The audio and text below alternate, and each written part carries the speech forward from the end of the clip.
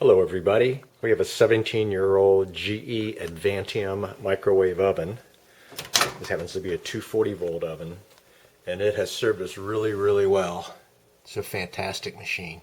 Here's the model number, SCA 2000 FBB03.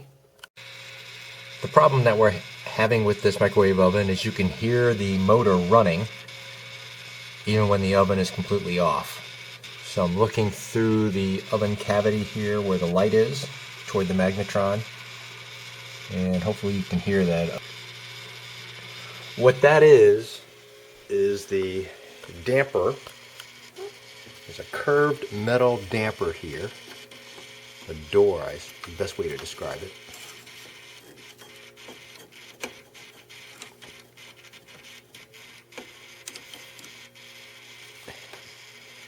Let me stop for a moment here before we go any further.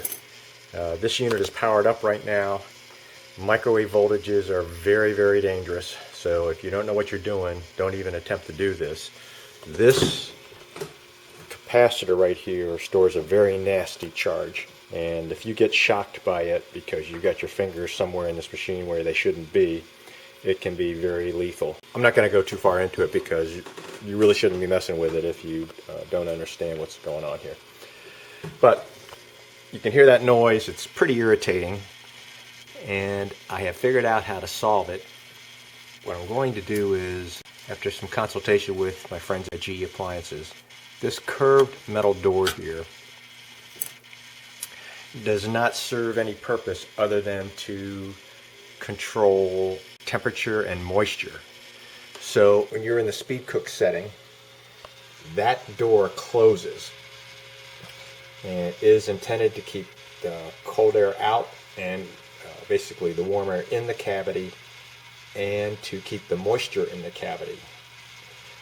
When you're using conventional microwave setting, that door is open, as you see it right now. So what my plan is, and I'll show you how to do this, since we normally use the conventional microwave setting more frequently than the speed cook setting, we're going to leave the door in the open position and unplug that motor so that you don't hear it anymore. The only negative is that if you want to speed cook, that door won't close, and so your speed cook results might be a little bit different, but there's no radiation issue or no radiation hazard here as a result of that door not closing.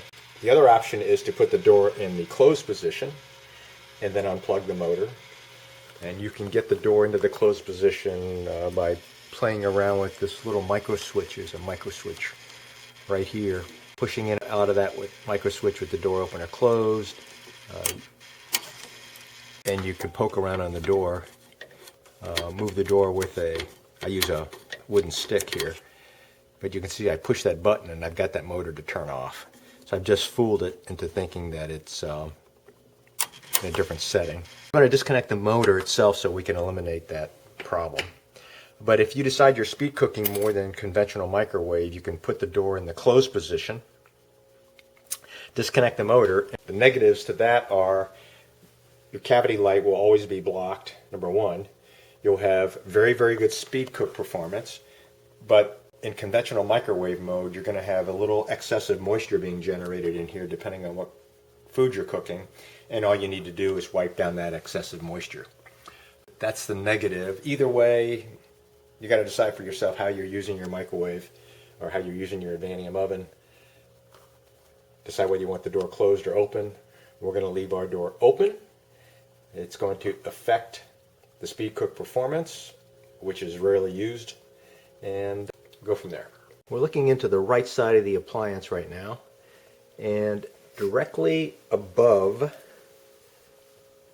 the door here is a plug, and it's going to be difficult to see. It has a red and a blue wire attached to it, a single plug with a red and blue wire.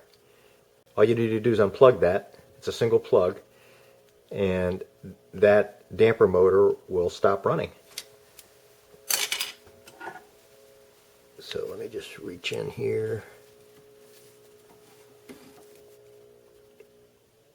Got a pair of these long needle nose pliers. Just going to pull it out and then let you see what the plug looks like.